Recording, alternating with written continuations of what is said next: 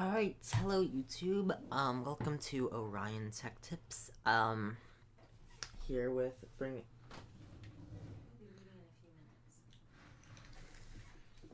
you a $400 build.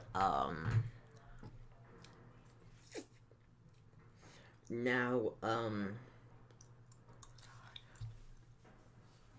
this and I gotta say, I am impressed by the parts you can get for $400. It's truly yeah, I'm sort of surprised. You will have to, like, you can't, like, put in, you can't, like, basically, set everything, to ultra, get, expect 60 frames per second minimum, and, yeah, or play on 4K high refresh rate monitors. No, you cannot do that. But, this will get you some pretty good performance. I will show you, at the end of this video, some benchmarks. But anyway, let's kick things off with the CPU. Oh, also, there's 7 components to build a PC. You might notice that this is 6 components. Why? Well, the case comes with a power supply. That's why. Alright, Intel Pentium with the CPU. Now, price to performance, this is awesome. You're going to get, 2 cores, 4 threads, and what is this, 3.3 gigahertz. That is really,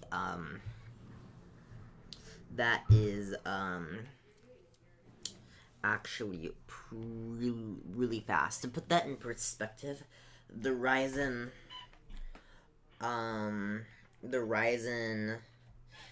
7 1700X which I actually, I own one of those. I'm not sure if I've done a video, but it's 3.4 gigahertz, and that's like, I think that's a $400 CPU. This is $50. $50. This is amazing. It's perfect for 1080p gaming. 4K, not really. It's $50 though. Great deal. Great deal. Oh, sorry. Anyway,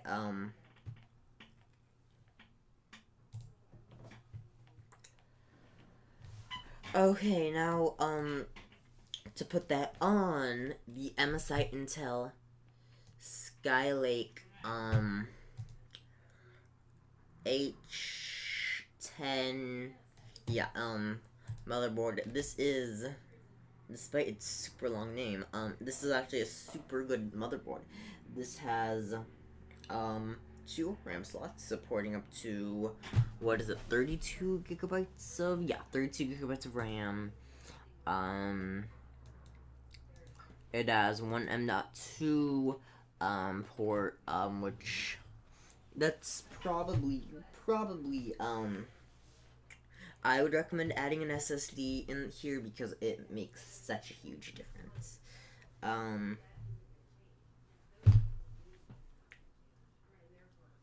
So, yeah. 2 RAM slots, 1 graphics card slot, so no room for Crossfire or SLI, but,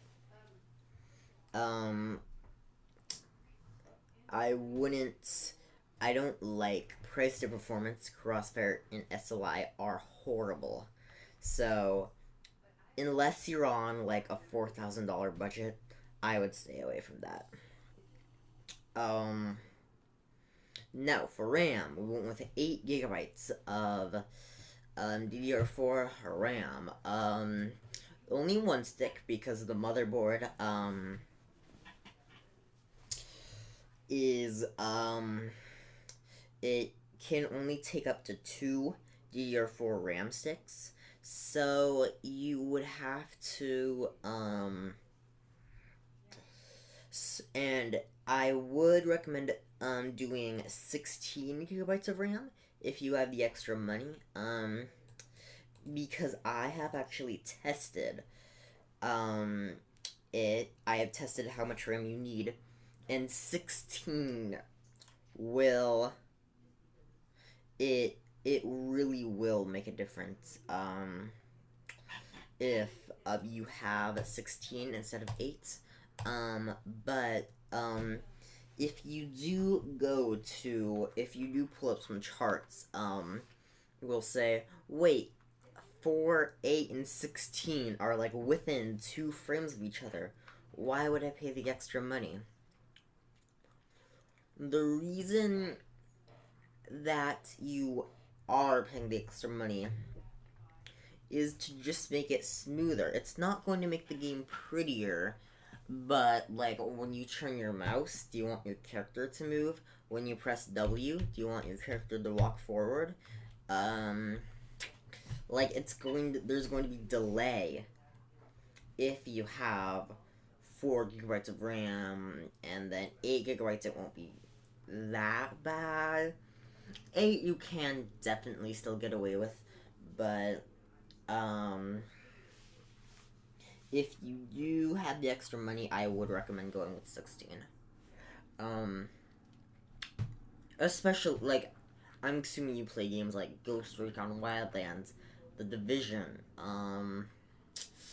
what else? Fallout 4, Prey. Oh god. Those types of games will need 16 gigabytes of RAM.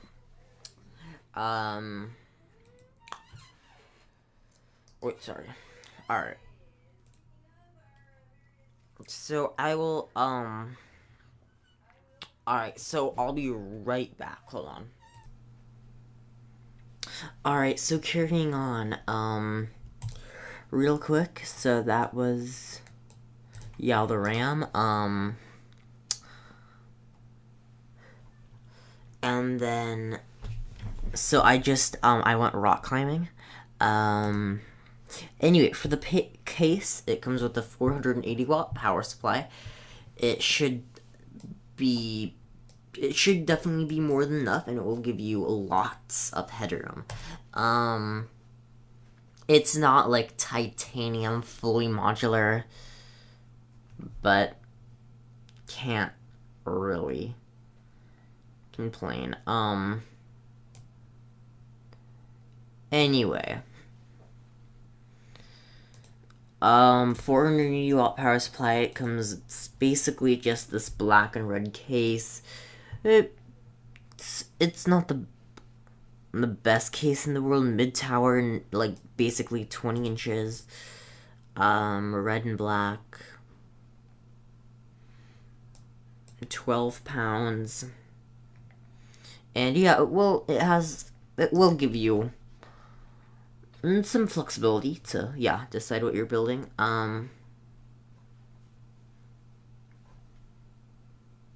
Anyway, now for storage. 1 terabyte, Western Digital Blue, the most bought, drive, ever. I have one of these, and it's amazing. 7200 RPM is as fast as a mainstream consumer hard drive gets. And yeah, no SSD in this build. This a $400 build. It's either an SSD or a hard drive. You can't do both. You could, but like, I would probably have to like downgrade, like maybe the RAM from 8 to maybe 4. And then I could fit in maybe a maybe even that wouldn't be enough.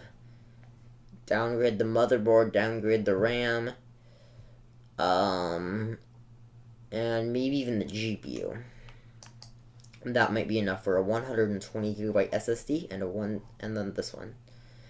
Anyway, for the video card, now this is of course where a lot of the budget went to. For when I was first doing this PC build, I thought like, oh yeah, $400. I was going to go with the GT 1030, but I was like, wait a minute, could I go with the GTX 1050 if I didn't like splurge on everything else? Which, yeah, boom, totally, GTX 1050. Here it is in a $400 build.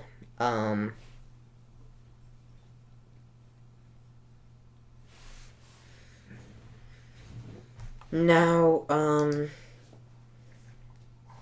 yeah,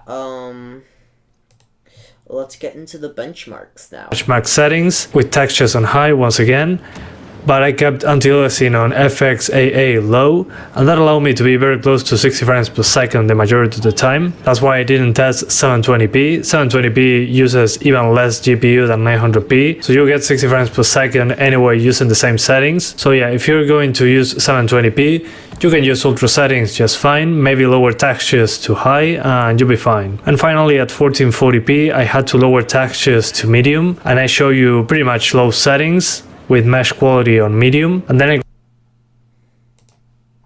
for FPS monitoring. This time I won't be using cam due to BattlEye, which is the anti-cheat software this game uses, so I'll be using MSI Afterburner instead. So Rainbow Six Siege, I'll be doing 1080p, 900p, 720p and 1440p.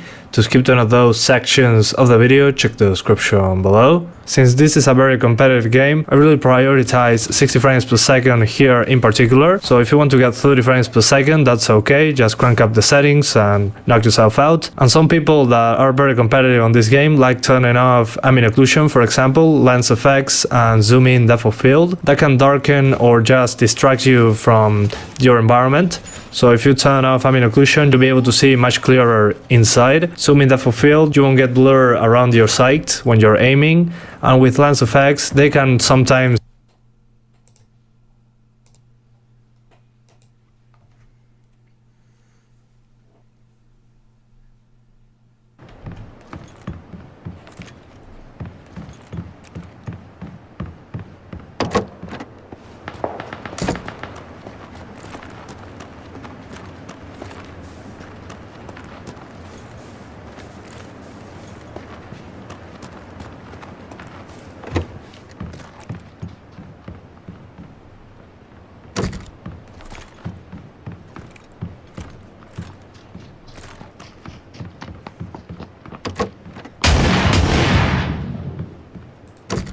$2400. To skip any of those sections of the video, check the description below. So first I'll show you the G4560 on 1080p. You'll see that I'm using pretty much a mix between medium, low and high. I kept mesh quality on the minimum since that helped me a little bit with the CPU, and my target was 60 frames per second throughout the video. I wasn't targeting 30 since the game itself is designed to run at 60.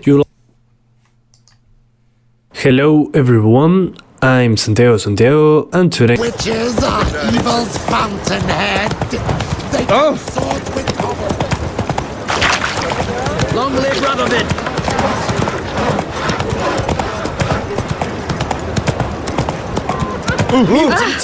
Oh, you don't mean No to. bread, no coin, all is shite.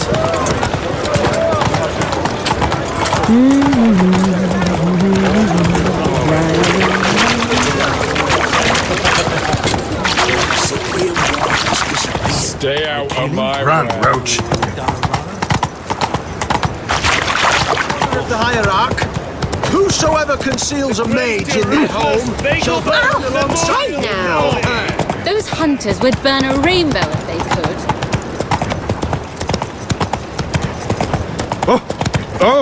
First, Buy tomorrow what you can find. The thinking customer will see right away I've got the best deals this side of the pond. Hello.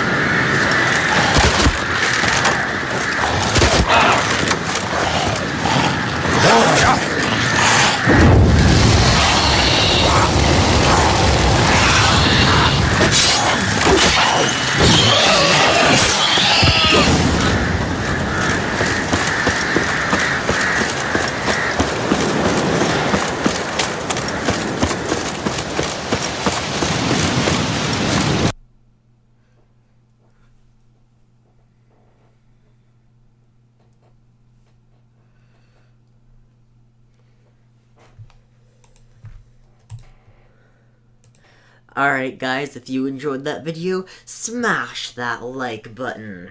If you didn't, smash that dislike button, and I will see you all later.